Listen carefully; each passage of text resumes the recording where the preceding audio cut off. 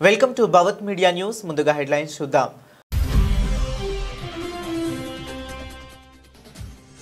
G20 వేదికగా ప్రధాని మోదీ 4 కీలక ప్రతిపాదనలు.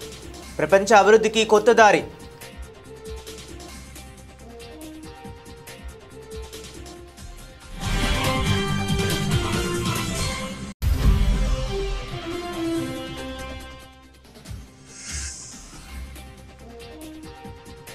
ఈ నెల 28న అమరావతికి కేంద్ర మంత్రి నిర్మలా సీతారామన్ కీలక ప్రాజెక్టులకు శంకుస్థాపన.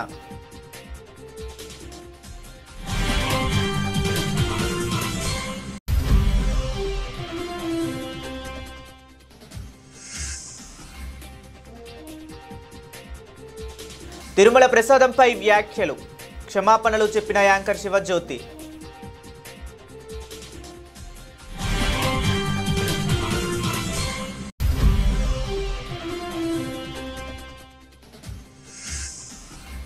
రాష్ట్రంలో దళితుల జనాభా 17 ఉంటే 27% ప్రాతిపత్యం కల్పించిన ఘనత మా సర్కారుది.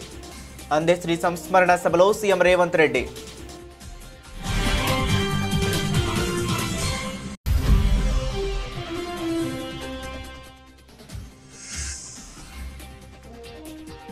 $4.95 లక్షల కోట్లు కొల్లగొట్టేందుకు కాంగ్రెస్ పెద్దల స్కెచ్. బీఆర్ఎస్ నేత మాజీ మంత్రి హరీష్ ధ్వజం.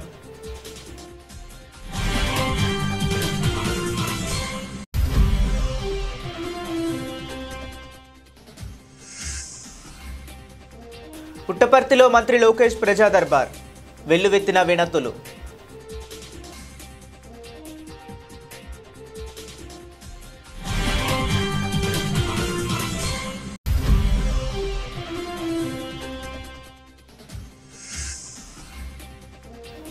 బెంగళూరులో ప్రైవేట్ ఫంక్షన్లో పక్కపక్కనే జగన్, కేటీఆర్ ఇద్దరూ కలిసి ఫంక్షన్ హాల్లోకి వస్తున్న వీడియో వైరల్.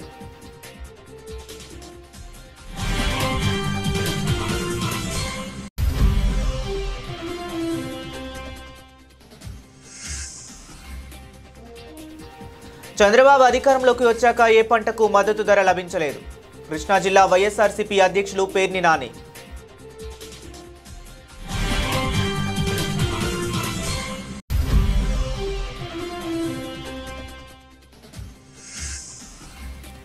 గుంటూరులో డ్రగ్స్ కలకలం. అంకిరెడ్డిపాలెం సరఫరా చేస్తున్న MDMA మత్తు పదార్థాన్ని పట్టుకున్న నల్లపాడు పోలీసులు.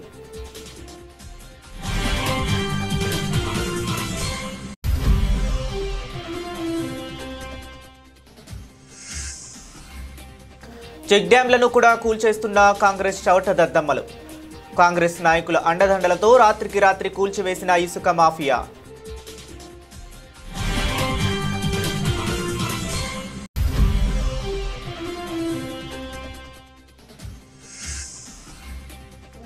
కాంగ్రెస్ పార్టీ జిల్లా అధ్యక్షురాలిగా డాక్టర్ బుఖ్యా ఉమా.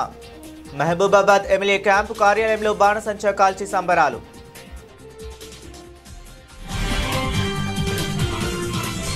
దక్షిణాఫ్రికాలోని జోహన్నెస్బర్గ్లో శనివారం ప్రారంభమైన G20 దేశాధినేతల శిఖరాగ్ర సదస్సులో భారత ప్రధాని నరేంద్ర మోదీ ప్రపంచానికి సరికొత్త మార్గాన్ని నిర్దేశించారు.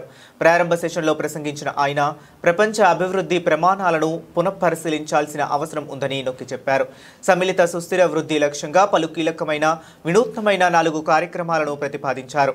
ఆఫ్రికా ఖండం తొలిసారిగా G20 సదస్సుకు ఆతిథ్యం ఇస్తున్న తరుణంలో అభివృద్ధికి కొత్త నిర్వచనం ఇవ్వడానికి ఇదే సరైన సమయమని ఆయన అభిప్రాయపడ్డారు. సమ్మిళిత సుస్థిర ఆర్థిక వృద్ధి అనే అంశంపై జరిగిన ఈ సెషన్లో మోదీ మాట్లాడుతూ భారతదేశపు ప్రాచీన నాగరికత విలువలు, ముఖ్యంగా ఏకాత్మ మానవతావాదం ప్రపంచానికి ఒక మార్గాన్ని చూపగలవని అన్నారు. అనంతరం తన ప్రసంగంలో ముఖ్యాంశాలను X వేదికగా పంచుకున్నారు. ప్రపంచ అభివృద్ధికి సంబంధించి 4 వినూత్నమైన ప్రతిపాదనలను ఆయన ప్రపంచ దేశాల ముందు ఉంచారు. ప్రపంచ అభివృద్ధికి పారామీటర్లను పునఃసమీక్షించి సమ్మిళిత సుస్థిర వృద్ధిపై దృష్టి పెట్టాల్సిన సమయం ఇదేనని మోదీ పిలుపునిచ్చారు. మొదటి ప్రతిపాదన G20 ఆధ్వర్యంలో గ్లోబల్ ట్రెడిషనల్ నాలెడ్జ్ రిపాజిటరీని ఏర్పాటు చేయాలని మోదీ సూచించారు. పర్యావరణ అనుకూల సాంస్కృతిక జీవన విధానాలను పరిరక్షించే సాంప్రదాయ విజ్ఞానాన్ని భవిష్యత్తు తరాలకు అందించేందుకు ఇది ఉపయోగపడుతుందని వివరించారు. దీనికి భారతీయ విజ్ఞాన వ్యవస్థ ప్రాతిపదికన నిలుస్తుందని తెలిపారు. ఆంధ్రప్రదేశ్ రాజధాని అమరావతి నిర్మాణంలో మరో కీలక ఘట్టానికి రంగం సిద్ధమైంది. రాష్ట్రంలో ఆర్థిక కార్యకలాపాలకు కేంద్ర బిందువుగా అమరావతిని తీర్చిదిద్దే లక్ష్యంలో భాగంగా ఈ నెల 28న ఒకేసారి 25 బ్యాంకుల భవన నిర్మాణాలకు భూమి పూజ జరగనుంది. కేంద్ర ఆర్థిక శాఖ మంత్రి నిర్మలా సీతారామన్ ఈ కార్యక్రమానికి ముఖ్య అతిథిగా హాజరై శంకుస్థాపన చేయనున్నారు. అమరావతిలో సిఆర్డీఏ ప్రధాన కార్యాలయం సమీపంలో ఈ కార్యక్రమాన్ని నిర్వహించనున్నారు. భారతీయ రిజర్వ్ బ్యాంక్ సహా మొత్తం 25 జాతీయ, ప్రైవేటు, ప్రభుత్వ రంగ బ్యాంకులకు చెందిన నూతన భవనాలు, అధికారుల నివాస సముదాయాలకు ఒకే వేదికపై నుంచి పునాది రాయి వేయనుండటం విశేషం. ఈ కార్యక్రమానికి ముఖ్యమంత్రి చంద్రబాబు నాయుడు, ఉప ముఖ్యమంత్రి పవన్ కళ్యాణ్, కేంద్ర మంత్రి పెమ్మసాని చంద్రశేఖర్, రాష్ట్ర మంత్రులు నారాయణ, నారా లోకేష్ తదితరులు హాజరు కానున్నారు.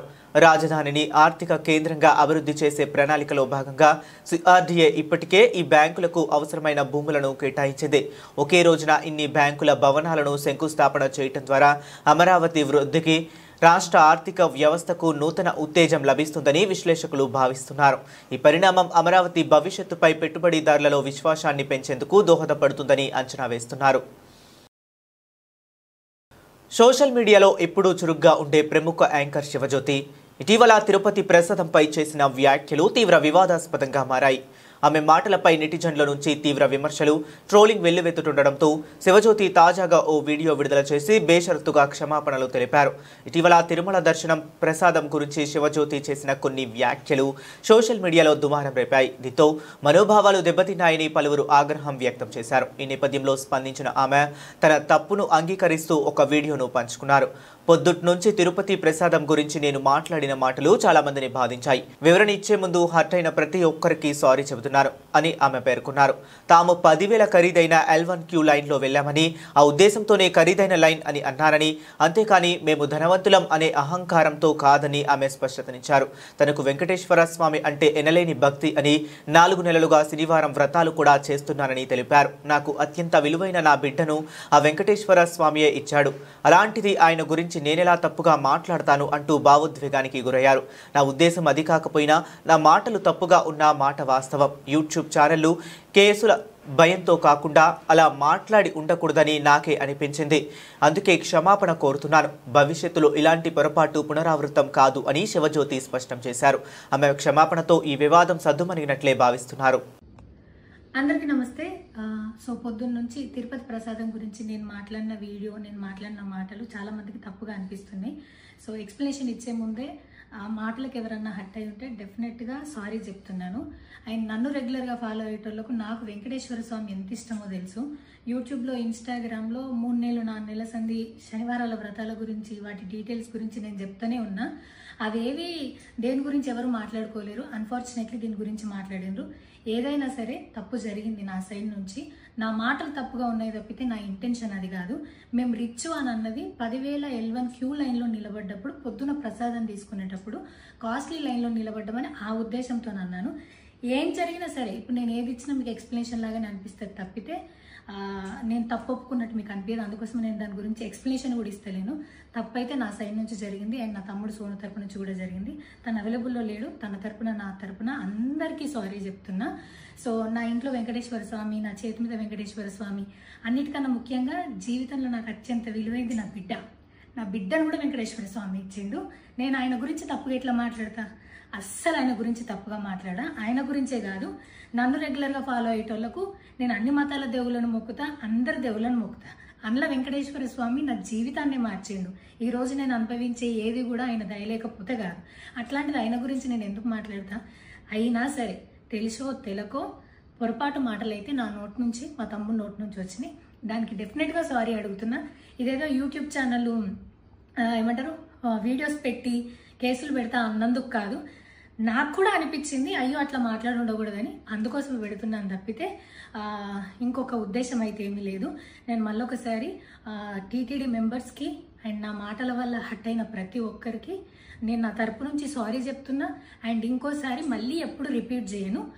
సో నా సారీని యాక్సెప్ట్ చేయండి. నన్ను రెగ్యులర్గా ఫాలో అయ్యేటోళ్లకు నాకు వెంకటేశ్వర స్వామి అంటే ఎంత ఇష్టమో తెలుసు కాబట్టి వాళ్ళందరూ నన్ను నమ్ముతున్నారని కోరుకుంటున్నా.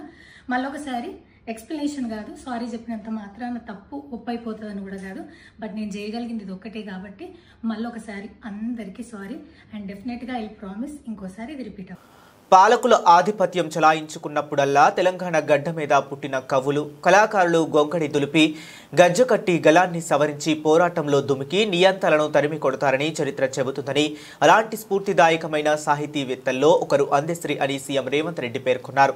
కవి రాసే పెన్నుల మీద మన్ను గప్పితే ఆ పెన్నులు గన్నులై మొలకెత్తి గడిలను కుప్పకూలుస్తాయి అన్న నినాదాన్ని నిజం చేసిన వారు అందెశ్రీ అని కొనియాడారు. కవులు కళాకారుల్లో అందెశ్రీ కోహినూరు లాంటి వారిని అభినందించారు.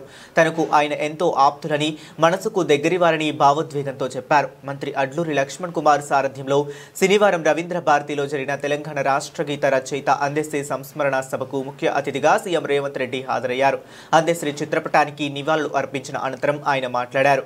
తెలంగాణ రాష్ట్ర అవతరణకు ప్రేరణగా నిలిచిన అందెశ్రీ రాసిన జయ జయ హే తెలంగాణ గీతం గత పాలకుల నిర్ణయాల వల్ల అప్పట్లో మూగబోయిందని ఆవేదన వ్యక్తం చేశారు. ఈ గీతం తెలంగాణ గుండెల్లో ప్రతిధ్వనించాలంత కాలం గద్దర్, అందెశ్రీ, గోరటి వెంకన్న, జయరాత్ తదితర కవులు కళాకారుల పోరాటం వల్లే రాష్ట్రం సిద్ధించిందన్న భావన నెలకొందనే నాటి సర్కారు కుట్ర చేసిందని ఆరోపించారు. నేను ఎక్కడో చదివిన పెన్నే కదా అని మన్ను గప్పితే గన్నులై మొలకెత్తుతాయని. కవి రాసే పెన్నుల మీద మన్ను గప్పితే అవి గన్నులై మొలకెత్తుతాయి, మీ గడీలను కుప్ప కూలుస్తాయన్న నినాదాన్ని నిజాన్ని చేసిండు అందెశ్రీ. 10 సంవత్సరాలు మూగబోయి ఉండొచ్చు మీ ఉద్దేశంలో, కానీ తెలంగాణ ప్రజల గుండెల్లో నిత్యం గానమై జయ జయ హే తెలంగాణ జనాలు పాడుకున్నారు. నేను చేసింది ఏమీ లేదు, తెలంగాణ ప్రజలు పాడుకున్నది. 4 కోట్ల తెలంగాణ ప్రజలు కోరుకున్న జయ జయ హే తెలంగాణను రాష్ట్రీయ గీతంగా ప్రకటించడమే కాకుండా ఈనాడు చదువుకునే ప్రతి బడిలో పాడాలి, చదువులు చెప్పే ప్రతి పుస్తకంలో రాయాలి అని ఈ ప్రభుత్వం ప్రజా ప్రభుత్వం కాబట్టి నిర్ణయం తీసుకొని ఈనాడు పాఠ్య పుస్తకాలలో మొదటి అంశంగా జయ జయ హే తెలంగాణను చేర్చడం జరిగింది. కాంగ్రెస్ ప్రభుత్వం తెచ్చింది Hyderabad industrial land transformation policy కాదు, CM Revanth Reddy palace policy అని మాజీ మంత్రి హరీష్ రావు తీవ్ర స్థాయిలో విరుచుకుపడ్డారు.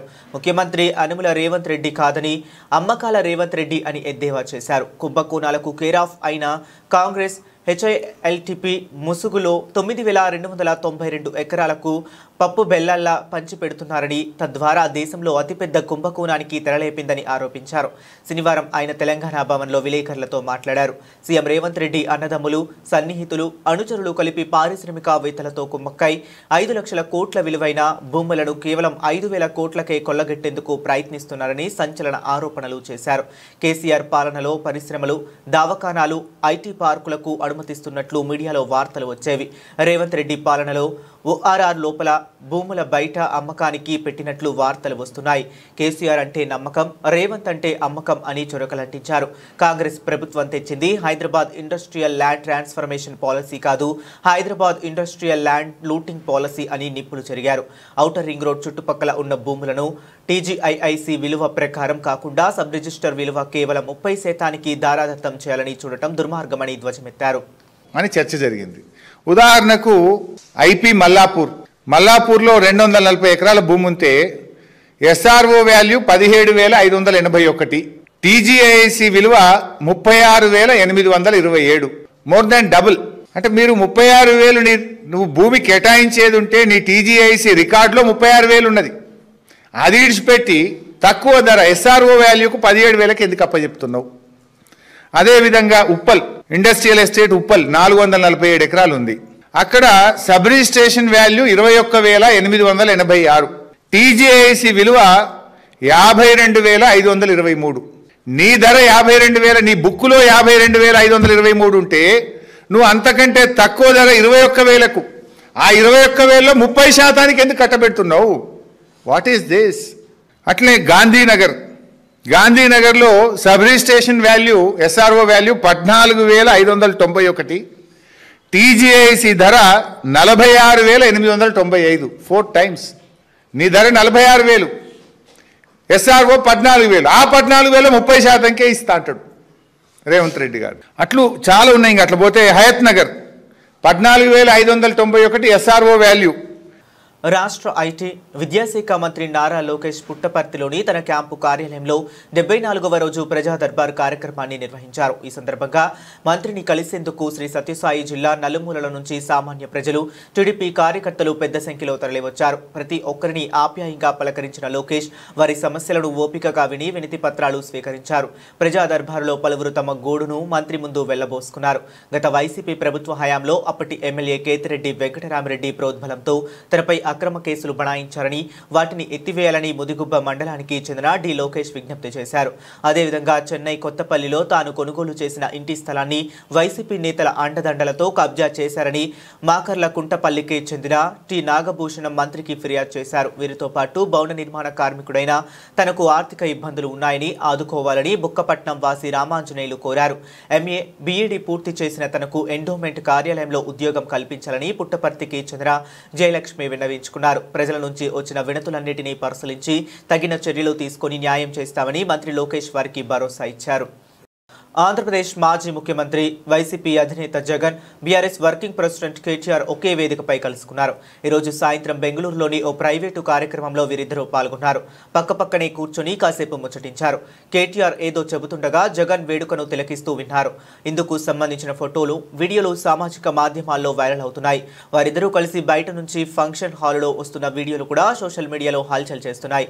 తెలంగాణ రాష్ట్రం ఏర్పడిన తరువాత మొదటి 9.5 ఏళ్లు బీఆర్ఎస్ అధికారంలో కొనసాగింది. అదే సమయంలో ఆంధ్రప్రదేశ్లో మొదటి టర్మ్ తెలుగుదేశం, రెండో టర్మ్ వైసీపీ ప్రభుత్వాలు పాలించాయి. ఈ క్రమంలో 2019 నుంచి ఏపీలో వైసీపీ ప్రభుత్వం, తెలంగాణలోని బీఆర్ఎస్ ప్రభుత్వం మధ్య సత్సంబంధాలు కొనసాగాయనే ప్రచారం జరిగింది. ఆ తర్వాత జరిగిన అసెంబ్లీ ఎన్నికల్లో తెలంగాణలో బీఆర్ఎస్, ఏపీలో వైసీపీ ఓటమి పాలయ్యాయి. ఇటీవల కేసీఆర్ పై బీఆర్ఎస్ 10 ఏళ్ల పాలనపై జగన్ సానుకూల వ్యాఖ్యలు చేశారు. కేసీఆర్ హయాంలో తెలంగాణ రాష్ట్రం ఎంతో అభివృద్ధి చెందిందని అన్నారు. ఈ రాజకీయ పరిణామాల నేపథ్యంలో వీరిద్దరూ ఒకే వేడుకలో కలవటం ప్రాధాన్యతను సంతరించుకుంది.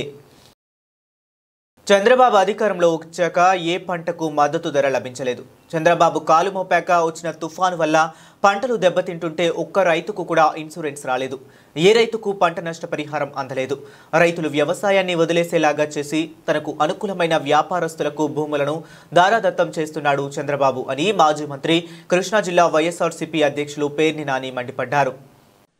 నారా చంద్రబాబు నాయుడు గారు, నువ్వు గద్దెనెక్కిన దగ్గర నుంచి అది ఏ పంటకి డిమాండ్ ఉంది, ఏ పంటకి రేటు ఉంది, ఒక్క పంటకన్నా రేటు ఉందా అని అడుగుతున్నాను. ఏ పంటకి రేటు ఉంది? ఎవరికి? అలో లక్షణ అంటే ఏడవటమే కదా. ధాన్యం, తుఫాన్ల మీద తుఫాన్లు. అయ్యగారి కాలు ఏదో అండా సామెత అంటారు, కాలు పెట్టిన వేళ విశేషం, గుడ్డొచ్చిన ఏడా బిడ్డొచ్చిన ఏడా అంటారు. ఈయన వచ్చాక అయితే అతివృష్టి లేదా అనావృష్టి, ఈ రెండే జరుగుతున్నాయి కదా. ఇక్కడ కొబ్బరి అల్లాడి అలో లక్షణాన్ని అల్లాడుతున్నారా? నువ్వు చెప్పావు కదా డిమాండ్ ఆధారిత పంటలని, దీనికి డిమాండ్ ఉందా? కొబ్బరి పంట ఏడుస్తున్నారు కదా, ధాన్యం ఉడిచిన వాళ్ళు ఏడుస్తున్నారు కదా, అరటి,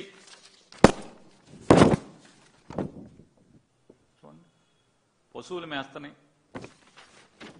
ఏంటిది? అరటి అయిపోయింది. పత్తి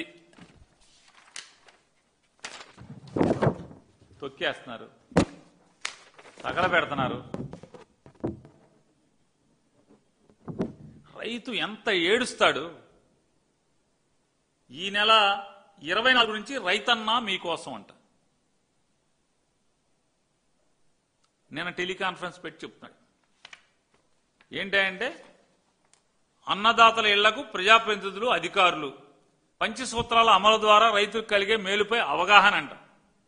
కొనే దిక్కు లేదురా బాబు ఇక్కడ అని ఏడుస్తుంటే. గుంటూరులో డ్రగ్స్ కలకలం. అంకిరెడ్డిపాలెంలో సరఫరా చేస్తున్న ఎంజీఎంఏ మత్తు పదార్థాన్ని పట్టుకున్న నల్లపాడు పోలీసులు. ఎంతో చాకచక్యంగా వ్యవహరిస్తున్న యువకులను నల్లపాడు సిఐ వంశీధర్ మరియు సిబ్బంది అరెస్ట్ చేశారు. అలవాటు లేకపోయినా కేవలం డబ్బులు వస్తాయని ఆశతో అరెస్ట్ అయిన యువకులు బెంగళూరు నుంచి మత్తు పదార్థాన్ని తీసుకువచ్చి గుంటూరులో విక్రయించడం ముద్దాయి ప్రధాన లక్ష్యం. అరెస్ట్ అయిన ఇద్దరు యువకులు 25 సంవత్సరాల లోపే అవటం చెప్పుకోదగిన విషయం. యువత మత్తు పదార్థాలకు దూరంగా ఉండాలి అని, వ్యసనాలకు లోను కావద్దు అని హెచ్చరించిన DSP Bhanodaya. Good morning all print and electronic media persons ki. Yesterday, ninna 20/11/2025 తేదీన మధ్యాహ్నం 11:30 గంటలకి ఈగల్ టీం వాళ్ళు బ్రౌన్ ఫీల్డ్ లో ఉన్న వాళ్ళు ఇచ్చిన ఇన్ఫర్మేషన్ ప్రకారం నల్లపాడు పోలీస్ వాళ్ళకి 11 గ్రాముల MDMA also called as ecstasy and molly drug అనే ఒక సింథటిక్ డ్రగ్ ఇద్దరు వ్యక్తుల దగ్గర నుంచి తీసుకోవడం జరిగింది. ఒకరు విశాల్ అనే వ్యక్తి ఏజ్ 23 years ఫ్రమ్ బెంగళూరు. ఇతను సంజయ్ అనే వ్యక్తి నుంచి బెంగళూరు నుంచి దీన్ని పర్చేస్ చేసి గుంటూరు వైపు వచ్చారు. ఇతన్ని పిక్ చేసుకోవడానికి వెళ్ళిన person Battula Srinivasarao, again age 24 to 25 years మధ్యలో ఉంటుంది. వీళ్ళిద్దరూ కూడా దీన్ని తీసుకొని వెళ్ళి సాగర్ ఇంకా మొయినుద్దీన్ అనే ఇద్దరు వ్యక్తులకి ఇవ్వాలనే ఉద్దేశంతో దీన్ని ట్రాన్స్పోర్టేషన్ లో తీసుకొని వెళ్ళడం జరిగింది. వీళ్ళిద్దరి పొజిషన్ లో విశాల్ ఇంకా బత్తుల శ్రీనివాస్ అనే వీళ్ళిద్దరి పొజిషన్ లో కూడా 11 grams MDMA డ్రగ్ దొరకడం జరిగింది. వీళ్ళెవరికి అమ్ముదాం అనుకుంటున్నారంటే ఫార్వర్డ్ లింకేజ్ లో సాగర్ ఇంకా మొయినుద్దీన్ అనే ఇద్దరు వ్యక్తులకి ఫార్వర్డ్ లింకేజ్ లో అమ్ముదామని అనుకున్నారు. బ్యాక్వర్డ్ లింకేజ్ లో మాకు దొరికిన పేరు ఏంటంటే సంజయ్ అనే వ్యక్తి ఫ్రమ్ బెంగళూరు. ఇంకా 3 వ్యక్తులు ఎబ్స్కాండింగ్ లో ఉన్నారు ఈ పర్టికులర్ కేసులో. ఈ 3 కూడా మేము అప్రిహెండ్ చేయాల్సి ఉంది. ప్రస్తుతం అయితే ఒక్క చెక్ డ్యాం కట్టింది లేదు, ఉన్న చెక్ డ్యాంలను కూడా కూల్చేస్తున్న కాంగ్రెస్ చౌట దద్దమ్మలు. పెద్దపల్లి జిల్లా ఓదెల మండలం గుంపుల మానేరుపై ఉన్న చెక్ డ్యాంను కాంగ్రెస్ నాయకులు అండదండలతో రాత్రికి రాత్రి కూల్చివేసిన ఇసుక మాఫియా. నాడు కేసీఆర్ ప్రభుత్వ హయాంలో ముందు చూపుతో ప్రజలకు సాగు, తాగునీటి అవసరాల కోసం వందల చెక్ డ్యాంలను నిర్మించారు. తద్వారా భూగర్భ జలాలు భారీగా పెరిగాయి. దాదాపు 19 కోట్లతో నిర్మించిన ఈ చెక్ డ్యాం వల్ల 6,000 ఎకరాలకు సాగునీరు అందుతుందని, గుంపుల మానేరు ఒడ్డుపై ఉన్న దేవాలయానికి రోజుకు 500 మంది భక్తులు వచ్చి పుణ్యస్నానం ఆచరిస్తారని, ఇప్పుడు ఇసుక అక్రమ రవాణా కోసం ప్రజల అవసరాలకు పనికొచ్చే చెక్ డ్యాంలను కూల్చివేశారంటూ స్థానికులు ఆగ్రహం. గుంపుల మానేరు నది ఒడ్డున చెక్ డ్యాంను కానీ ఎన్నో ఎకరాలకు ఉపయోగపడే చెక్ డ్యామ్ మాకెంతో గుడికి రామభద్ర గుడి కూడా వాటర్ సోర్సెస్ బాగున్నాయి. దీని కింద పొలాలు కూడా దాదాపు 6,000-7,000 ఎకరాలు కూడా రైతులు బాగుపడేది. కట్టినని దుండగులు ఈ ఇసుక మాఫీ వల్లనే ఇసుక మాఫీ వాళ్ళే దీన్ని ఊలగొట్టినని బహుగోటంగా మేము చెప్పడం జరుగుతుంది. మహబూబాబాద్ జిల్లా కాంగ్రెస్ పార్టీ అధ్యక్షురాలిగా బుఖ్య ఉమా నియామకాన్ని హర్షిస్తూ మహబూబాబాద్ ఎమ్మెల్యే క్యాంపు కార్యాలయంలో అభిమానులు, కాంగ్రెస్ పార్టీ శ్రేణులు మిఠాయిలు పంచి బాణసంచా కాల్చి సంబరాలు జరుపుకున్నారు. ఈ సందర్భంగా ఉమా మురళీ నాయక్ మాట్లాడుతూ జిల్లా కాంగ్రెస్ పార్టీ అధ్యక్షురాలిగా నియమించిన పార్టీ జాతీయ అధ్యక్షుడు మల్లికార్జున ఖర్గే, ముఖ్యమంత్రి రేవంత్ రెడ్డి, పిసిసి అధ్యక్షుడు మహేష్ కుమార్ గౌడ్, ముఖ్యమంత్రి సలహాదారు వేం నరేందర్ రెడ్డి, జిల్లా కాంగ్రెస్ పార్టీ అధ్యక్షుడు భరత్ చంద్రారెడ్డిలకు కృతజ్ఞతలు తెలిపారు. ఇంత చిన్న వయసులో పార్టీ తనపై పెద్ద బాధ్యతను పెట్టారని, జిల్లాలోని పార్టీ కార్యకర్తలందరికీ ఎల్లవేళలా అందుబాటులో ఉంటూ పార్టీ అభివృద్ధి కోసం కృషి చేస్తానని తెలిపారు. డిసిసి ప్రెసిడెంట్ ఇవ్వడం జరిగింది. ముఖ్యంగా కాంగ్రెస్ పార్టీ ఏఐసిసి అధ్యక్షులకు మల్లికార్జున ఖార్గే గారికి ప్రత్యేక ధన్యవాదాలు తెలియజేస్తున్నాను. ముఖ్యంగా ఎందుకంటే డిసిసి పోస్ట్ అనేది చాలా పెద్ద బాధ్యత కలిగినటువంటి పోస్టు. అటువంటిది నాకు ఈ అవకాశం అతి చిన్న వయసులో రావడం అనేది చాలా గర్వంగా చెప్పుకుంటున్నాను. ముఖ్యంగా దీనికి సహకరించినటువంటి మా డిసిసి అధ్యక్షులు భరత్ చంద్రెడ్డి గారికి మరియు వేం నరేందర్ రెడ్డి గారికి, ముఖ్యంగా మన సీఎం గారైనటువంటి రేవంత్ రెడ్డి గారికి ముఖ్యంగా ధన్యవాదాలు తెలియజేస్తున్నాను. ఎందుకంటే ఇటువంటి బాధ్యత నా మీద పెట్టి, అది కూడా ఎలక్షన్స్ కన్నా ముందు ఇటువంటి పెద్ద పోస్ట్ ఇవ్వడం అనేది ఒక బాధ్యతాయుతంగా మహబూబాబాద్లో, అలాగే మా పిసిసి ప్రెసిడెంట్ అయినటువంటి మహేష్ కుమార్ గౌడ్ గారికి కూడా ప్రత్యేకంగా ధన్యవాదాలు తెలియజేస్తున్నాను. ఎందుకంటే ఇటువంటి బాధ్యత ఒక చైర్పర్సన్గా చేశానని చెప్పి, ఒక మహిళగా, ఎందుకంటే మేము ఎక్కడో గ్రామీణ ప్రాంతాల్లో ఉండేటువంటి మహిళని అప్పుడు కాంగ్రెస్ పార్టీ గుర్తించి నాకు ఒక మున్సిపల్ చైర్పర్సన్గా ఎన్నుకోవడం జరిగింది. అలాగే 2014 ఎలక్షన్స్లో కూడా నేను గెలవడం జరిగింది. ఆ మంచి అవకాశాన్ని, అంటే నేను చేసినటువంటి సర్వీస్ని నాకు గుర్తించి వాళ్ళ పార్టీ ఒక బాధ్యతగా నాకు డీసీసీ పోస్ట్ ఇవ్వడం జరిగింది. కాబట్టి ముఖ్యంగా కాంగ్రెస్ పార్టీ తరఫున మండల నాయకులకు, కాంగ్రెస్ పార్టీ నాయకులకు, ప్రతి ఒక్క కార్యకర్తకు, అలాగే ఎందుకంటే ఈ పోస్ట్ రావడం అనేది గర్వంగా చెప్పుకోవడం కంటే ఒక బాధ్యతాయుతంగా, ఒక కాంగ్రెస్ పార్టీ అంటే ఒక ఎజెండా లాగా ప్రతి ఒక్క కార్యకర్తల్లో కాంగ్రెస్ పార్టీ రెపరెపలాడే విధంగా కూడా ఈ బాధ్యతగా నేనుండి ముందుకు తీసుకెళ్లే విధంగా కూడా పనిచేయడానికి కూడా సర్వశక్తిలా ప్రయత్నిస్తున్నాను. ముఖ్యంగా నాకు సహకరించినటువంటి ప్రతి ఒక్క పార్టీ మండల్ లీడర్లు కానీ, ఇక్కడ ఉండేటటువంటి సర్పంచ్లు కానీ, మాజీ ఎంపీటీసీలు, జెడ్పీటీసీలు, వార్డు మెంబర్లు, ప్రతి ఒక్క కాంగ్రెస్ పార్టీ కార్యకర్త సహకరించి ఇక్కడ డీసీసీ ప్రెసిడెంట్ ఎవరికైతే బాగుంటుంది అని చెప్పి నాకు తెలియకుండా నా వెన్నంటూ ఉండి ప్రతి ఒక్కరూ నా పేరు ప్రపోజ్ చేసినటువంటి ప్రతి ఒక్క కార్యకర్తకి శుభాభివందనాలు తెలియజేస్తూ, ఎందుకంటే ఇటువంటి అవకాశాన్ని నేను కూడా ఈ 5 సంవత్సరాలు ఈ పోస్ట్ని కూడా మంచి పరిపాలన అందించే. భారత మహిళా క్రికెట్ జట్టు స్టార్ ఓపెనర్ ప్రపంచ కప్ విజేత స్మృతి మంధన నేడు వివాహ బంధంలోకి అడుగుపెట్టబోతున్నారు. తన చిరుకాల ప్రియుడు ప్రముఖ సంగీత దర్శకుడు ఫిలిం మేకర్ అయిన పలాష్ ముచ్చల్ను ఆమె వివాహం చేసుకున్నారు. మహారాష్ట్రలోని స్మృతి స్వస్థలమైన సాంగ్లీలో నవంబర్ 23, 2025న మధ్యాహ్నం వీరి పెళ్లి వేడుక జరగనుంది. కొద్దిమంది కుటుంబ సభ్యులు సన్నిహితుల సమక్షంలో ఈ వేడుకను నిరాడంబరంగా నిర్వహించనున్నారు. గత వారం రోజులుగా వీరి ప్రీ వెడ్డింగ్ వేడుకలు ఘనంగా జరుగుతున్నాయి. ఈ ఫోటోలు సోషల్ మీడియాలో అభిమానులను ఎంతగానో ఆకట్టుకున్నాయి. మహిళల ప్రపంచ కప్ గెలవడంతో కీలక పాత్ర పోషించిన స్మృతి టోర్నీ ముగిసిన వెంటనే పెళ్లి చేసుకోవడం విశేషం. మైదానంలో ప్రపోజల్ స్మృతి పలాష్ల ప్రేమ కథ 2019లో ప్రారంభమైంది. అయితే తమ కెరీర్లపై దృష్టి పెట్టేందుకు ఇన్నేళ్లుగా తమ సంబంధాన్ని గోప్యంగా ఉంచారు. ఈ ఏడాది జూలైలో తమ 5 ఏళ్ల ప్రేమకు గుర్తుగా సోషల్ మీడియాలో ద్వారా వీరిద్దరూ తమ బంధాన్ని అధికారికంగా ప్రకటించారు. ఇటీవల ప్రపంచ కప్ గెలిచిన తరువాత ముంబైలోని డివై పాటిల్ స్టేడియంలో స్మృతి కళ్లకు గంతలు కట్టి పిచ్ పైకి తీసుకువెళ్లిన పలాష్ ఆమెకు ఉంగరం తొడిగి తన ప్రేమను వ్యక్తం చేశారు. అంతకుముందే పలాష్ తన చేతిపై స్మృతి జెర్సీ నెంబర్ SM18 అని పచ్చబొట్టు వేయించుకొని తన అభిమానాన్ని చాటుకున్నారు. యువ సామ్రాట్ అక్కినేని నాగ చైతన్య తన పుట్టినరోజు సందర్భంగా అభిమానులకు ప్రత్యేక కానుక అందించారు. ఆయన కథానాయకుడిగా నటిస్తున్న 24వ చిత్రం టైటిల్ను ఫస్ట్ లుక్ను చిత్ర బృందం అధికారికంగా ప్రకటించింది. ఈ సినిమాకు వృషకర్మ అనే పవర్ఫుల్ టైటిల్ను ఖరారు చేశారు. Super star Mahesh Babu social media ద్వారా ఈ టైటిల్ పోస్టర్ను విడుదల చేసి నాగ చైతన్యకు పుట్టినరోజు శుభాకాంక్షలు తెలిపారు. చైతన్య లుక్ ఆకట్టుకునేలా ఉందని ప్రశంసించారు. విరూపాక్ష చిత్రంలో బ్లాక్ బస్టర్ అందుకున్న కార్తిక్ దండు ఈ చిత్రానికి దర్శకత్వం వహిస్తున్నారు. వృషకర్మ అనేది సంస్కృత పదం కాగా తాను చేసిన పనిపై పూర్తి శ్రద్ధ పెట్టి దాన్ని సాధించేవాడు అని అర్థం. ఈ టైటిల్ నాగ చైతన్య పాత్ర స్వభావానికి అర్థం పడుతుందని చిత్ర యూనిట్ పేర్కొంది. మైథలాజికల్ థ్రిల్లర్ జోనర్లో ఈ సినిమా తెరకెక్కబోతుంది. విరూపాక్ష తరహాలోనే తెరకెక్కుతుంది. విరూపాక్ష తరహాలోని ఉత్కంఠభరితమైన కథనంతో అద్భుతమైన విజువల్స్తో ఈ సినిమా ఉండనుంది అని తెలుస్తుంది. ఈ చిత్రంలో నాగ చైతన్య సరసన మీనాక్షి చౌదరి కథానాయికగా నటిస్తున్నారు. కాంతారా ఫేమ్ అజనీష్ బి లోక్నాథ్ సంగీతం అందిస్తున్నారు. ప్రముఖ దర్శకుడు సుకుమార్ రైటింగ్స్ భాగస్వామ్యంతో BVSN ప్రసాద్ ఈ చిత్రాన్ని నిర్మిస్తున్నారు. బులెటిన్ ముగించే ముందు మరొకసారి హెడ్లైన్స్ చూద్దాం.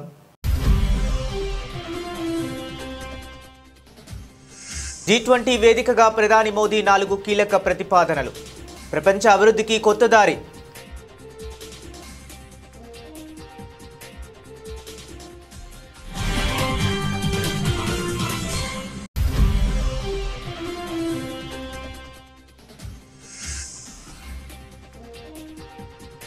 ఈ నెల 28న అమరావతికి కేంద్ర మంత్రి నిర్మలా సీతారామన్ కీలక ప్రాజెక్టులకు శంకుస్థాపన.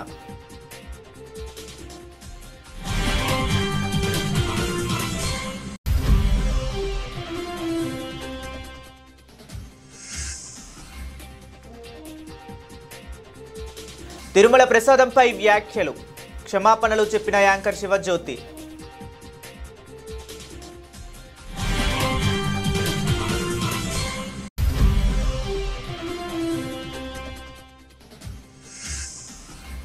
రాష్ట్రంలో దళితుల జనాభా 17 ఉంటే 27% ప్రాతిపత్యం కల్పించిన ఘనత మా సర్కారుది. అందశ్రీ సంస్మరణ సభలో సీఎం రేవంత్ రెడ్డి.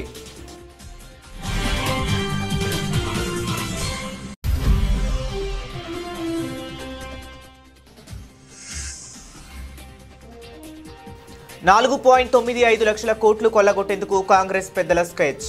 బీఆర్ఎస్ నేత మాజీ మంత్రి హరీష్ ధ్వజం.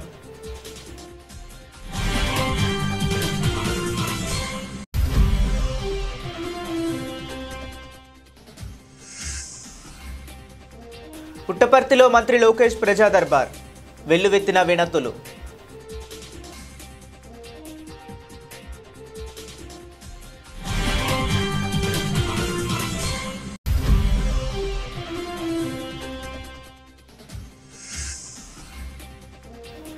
బెంగళూరులో ప్రైవేట్ ఫంక్షన్లో పక్కపక్కనే జగన్, కేటీఆర్ ఇద్దరూ కలిసి ఫంక్షన్ హాల్లోకి వస్తున్న వీడియో వైరల్.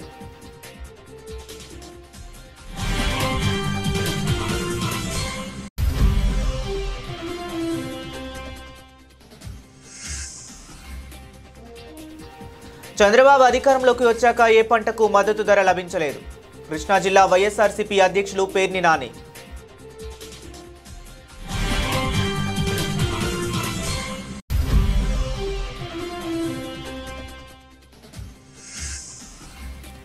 గుంటూరులో డ్రగ్స్ కలకలం.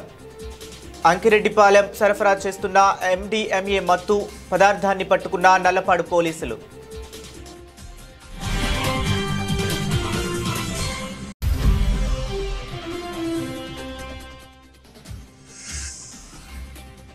చెక్ డ్యాంలను కూడా కూల్చేస్తున్న కాంగ్రెస్ చవట దద్దమ్మలు. కాంగ్రెస్ నాయకుల అండదండలతో రాత్రికి రాత్రి కూల్చివేసిన ఇసుక మాఫియా.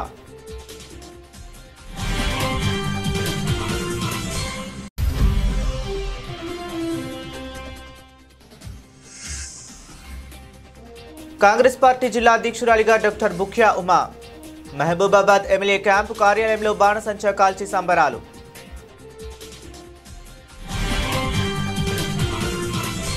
ఇవి ఇప్పటి వరకు ఉన్న అప్డేట్స్. మరిన్ని అప్డేట్స్ కోసం కీప్ వాచింగ్.